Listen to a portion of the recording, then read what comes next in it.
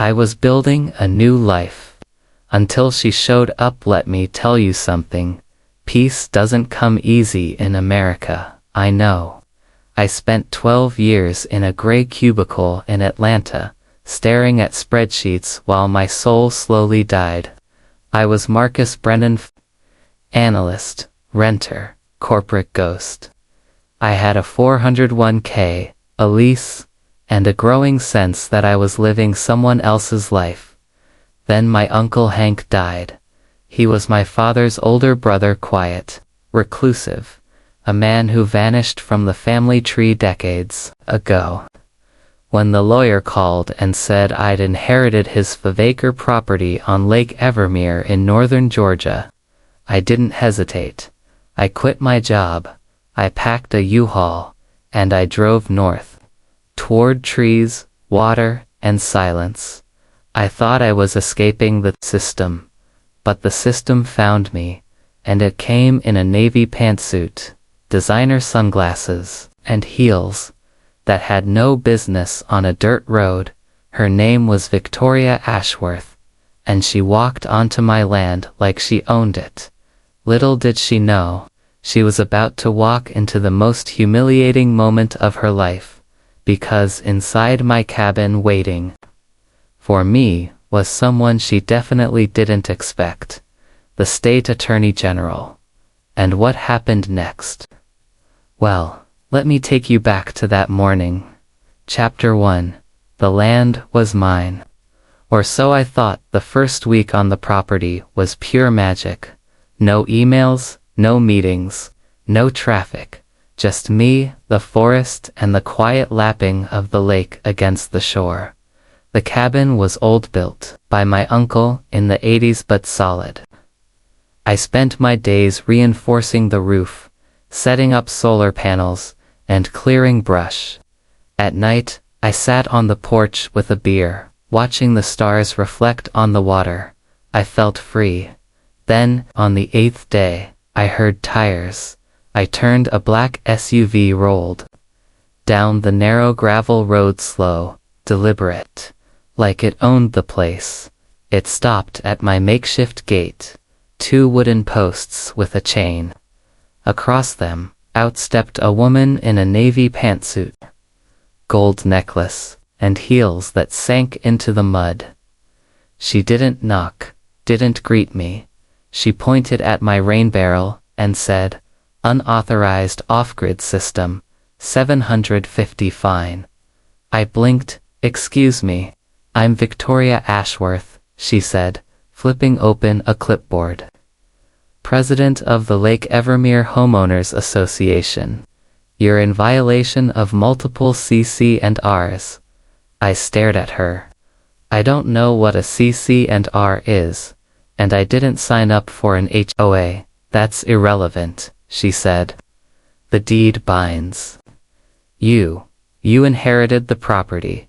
You inherited the rules. She started listing violations.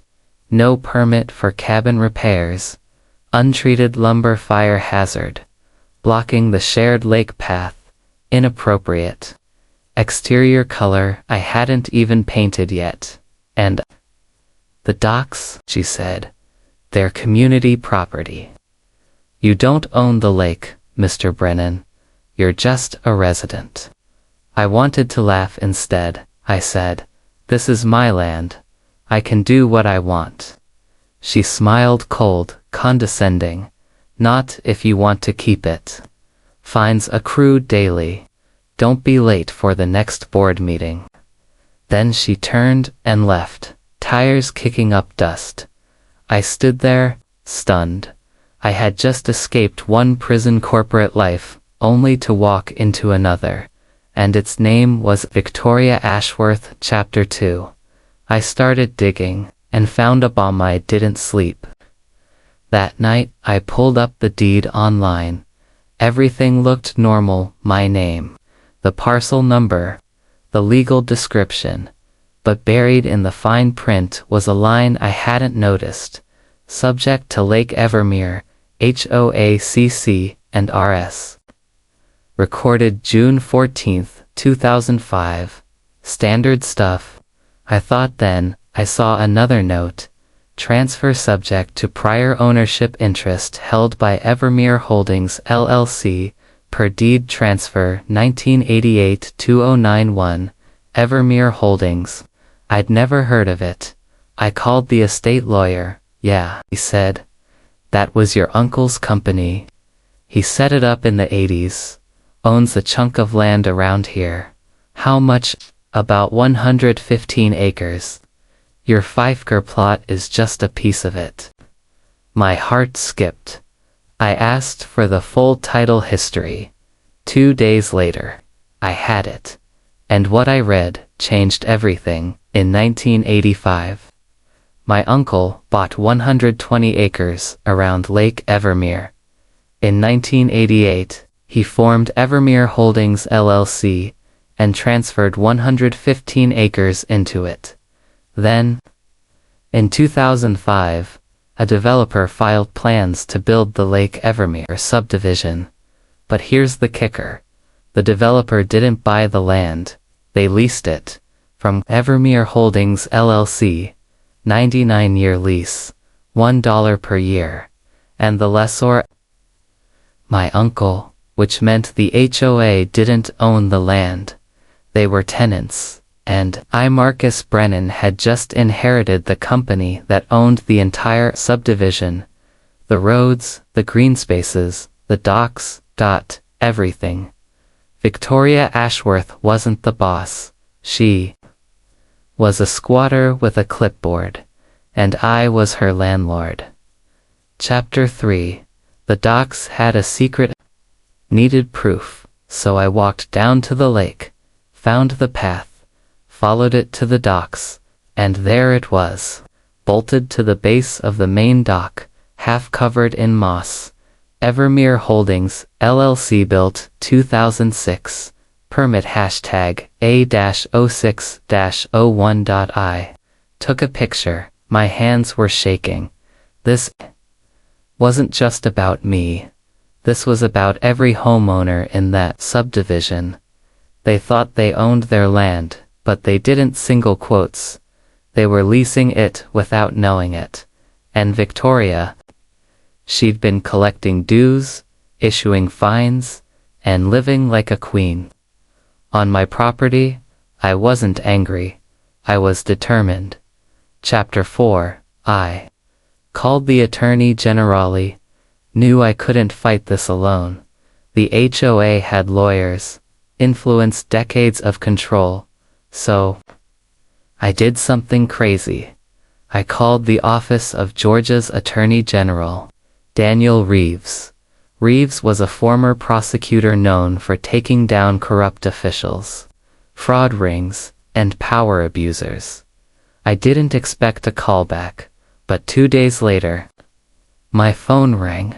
Marcus. This is Daniel Reyes. I nearly dropped it.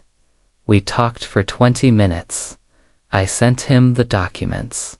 He listened. This is serious, he said. If the HOA has been operating under false pretenses, charging dues for land they don't own, that's fraud. Can you help? I'll come see for myself, he said. Let's meet at your cabin next Thursday. Keep it quiet. I said yes, and I waited. Chapter 5. The day everything changed. June 13th, 10 a.m., A black sedan pulled up, no markings. Out stepped Daniel Reyes. We shook hands. He was calm, sharp, observant. We spent 2 hours going over the evidence, the leases, the deed, the photos, the bank records I'd started pulling. This is solid, he said. We can open a formal investigation. Just then, tires on gravel. I looked out the window. Victoria Ashworth's SUV. She stepped out, clipboard in hand, and without knocking, she turned the knob. The door was unlocked. She walked in. Mr. Brennan, I'm here to inspect for compliance. She stopped. Her eyes locked on Reyes. She froze. Reyes stood slowly, Can I help you, ma'am? Victoria stammered. I didn't know you had company. You didn't knock, I said. This is private property. You're in violation, she said, regaining composure. I have the right to inspect. No, you don't, Reeves said, voice calm but firm. And entering without permission, that's trespassing.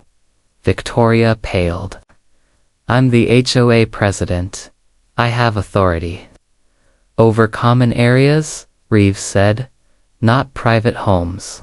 And certainly not when a state investigation is underway. He pulled out his badge.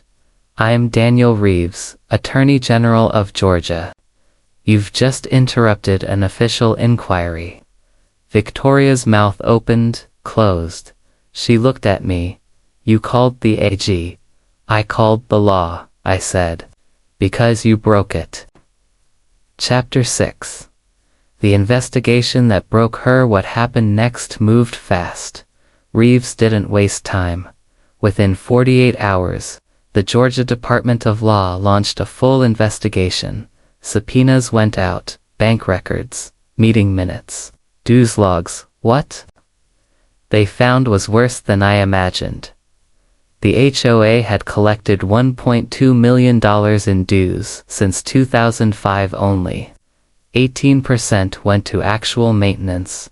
The rest funneled into Victoria's accounts. She bought a second home in Florida, took luxury trips to the Bahamas, charged $12,000 in landscaping consulting to a company she owned, fined homeowners who questioned her over $80,000 in arbitrary penalties, used federal grants meant for dock repairs, then told residents repairs were too expensive, and the lease buried in a 2007 board minute. A note that the land was leased from Evermere Holdings. Victoria had voted to keep it quiet. She'd built her empire on a lie. Chapter 7.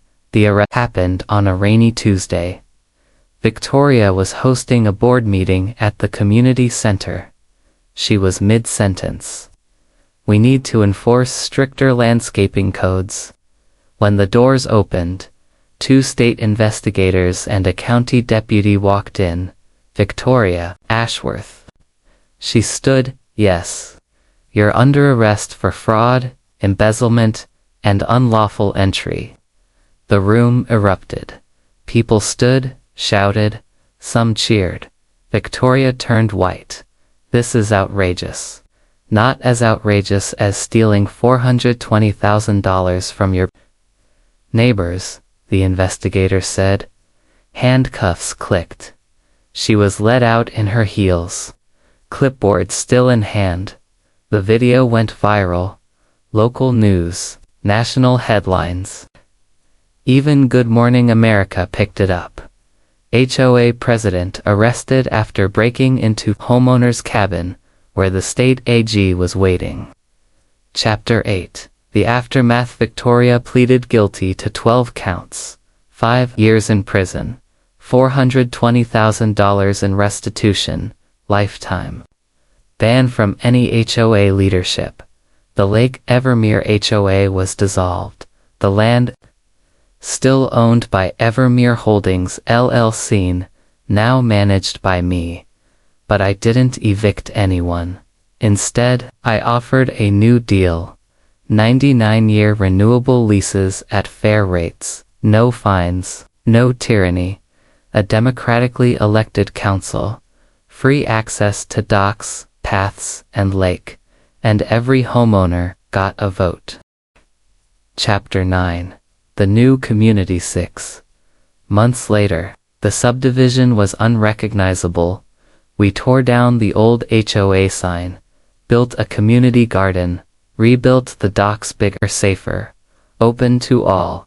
We call it the Evermere Commons.